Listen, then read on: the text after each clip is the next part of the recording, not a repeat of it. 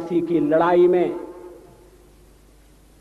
जितने लोग मैदान में लड़ रहे थे उससे ज्यादा लोग मैदान के बाहर खड़े होकर तमाशा देख रहे थे, लड़ाई का परिणाम सुनने की प्रतीक्षा कर रहे थे। देश के भाग्य का निर्णय होने जा रहा था, मगर उस निर्णय में सारा देश शामिल नहीं था। विदेश मंत्री के नाते मैं अफगानिस्तान गया था।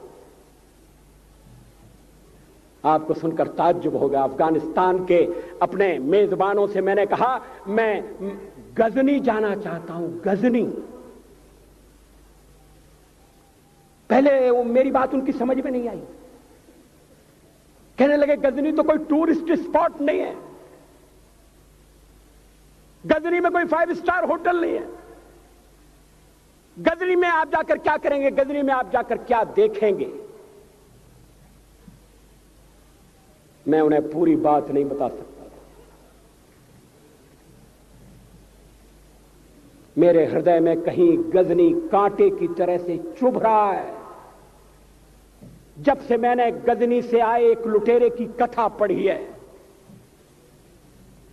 और किशोरावस्था में पढ़ी है, मैं देखना चाहता था वो गजनी कैसा है। आपको सुनकर ताज्जुब होगा, महमूद गजनी का अफगानिस्तान के इतिहास में कोई स्थान नहीं है।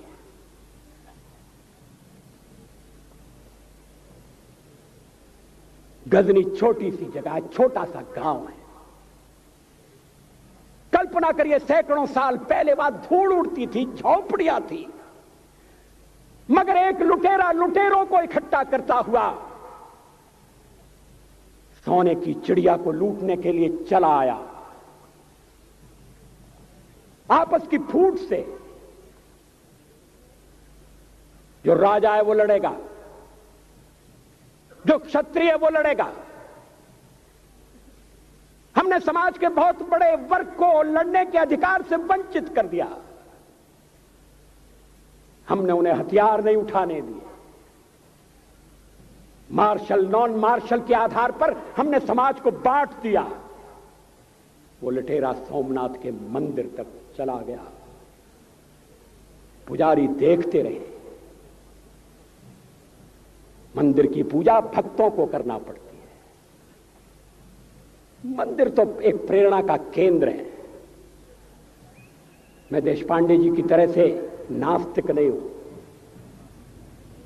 मगर उनकी नास्तिकता में भी जो आस्तिकता है मैं उसका आदर करता हूं, उसका सम्मान करता हूं। वो जिस आत्मविश्वास से नास्तिक होने की बात कहते हैं, तो मैं उनसे कहना चाहता हूं वो सचमुच में नास्तिक नहीं है। जिसकी आस्तिकता है, जिसका विश्वास है, वो नास्तिक कैसे हो सकता है? विश्वास किसमें है यह बड़ी बात नहीं है, विश्वास है या नहीं। हमने समाज के बहुत से बड़े वर्ग को विश्वासहीन बना दिया।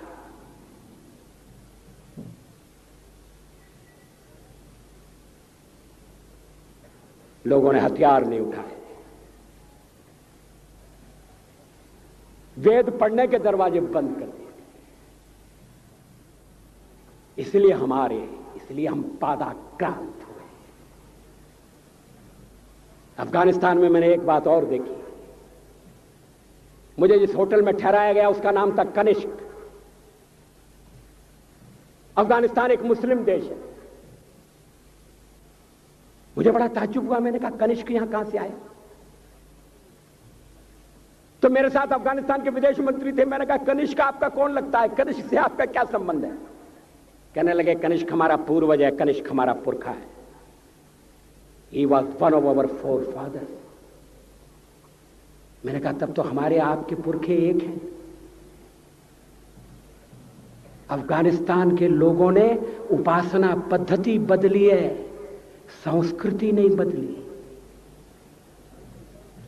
आज के भारत के परिवेश में यह सुनने के बाद थोड़ा विचित्र लगता है। हमारे यहां तो धर्मांतरण के साथ राष्ट्रांतरण होता है, ऐसा दृश्य दिखाई देता है।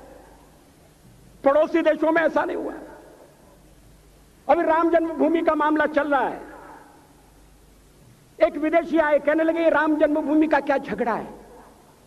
हमने कहा इस पर विवाद हो रहा है कि श्री राम कहां पैदा हुए थे, और जहां पैदा हुए थे वो स्थान उनके मंदिर के लिए प्रयुक्त किया जाए या न किया जाए। वो इंडोनेशिया से आए थे, वो मुसलमान है। कहने लगे हम तो समझते थे कि राम के लिए सारे भारत में आदर होगा, सम्मान होगा। हमने कहा ये आपने कैसे समझा। कहने लगे आप तो इंडोनेशिया आ चुके हैं, इंडोनेशिया में बहुत से लोगों ने इस्लाम स्वीकार कर लिया, मगर श्री राम को विस्मृत नहीं किया, श्री राम को भुलाया नहीं। इंडोनेशिया के बाली द्वीप में 1 महीने रामायण की लीला होती है। मैं उस समारोह में जा चुका हूं। उस समय भी विदेश मंत्री मेरे पास बैठे थे। मैंने कहा ये रामायण ये क्या हो रहा है। मैंने कहा एक्सीलेंसी ये मंच पर क्या हो रहा है। कहने लगे एक्सीलेंसी आपको पता होना चाहिए। हमने कहा मुझे तो पता है मगर मैं जानना चाहता हूं। कहने लगे ये रामायण है, ये राम है, ये लक्ष्मण है, ये सीता है। हमने कहा इनसे आपका क्या संबंध है, आप तो मुसलमान हैं। कहने लगे हमारा संबंध बहुत पुराना है, हमारा तब का संबंध है जब हम मुसलमान नहीं हुए थे। थाईलैंड की राजधानी अयोध्या कही जाती है। थाईलैंड के राजा को आज भी राम कहा जाता है। सावरकर जी ने हिंदू राष्ट्र की बात कही, हिम्मत के साथ। बुनियादी तौर पर भारत हिंदू राष्ट्र है।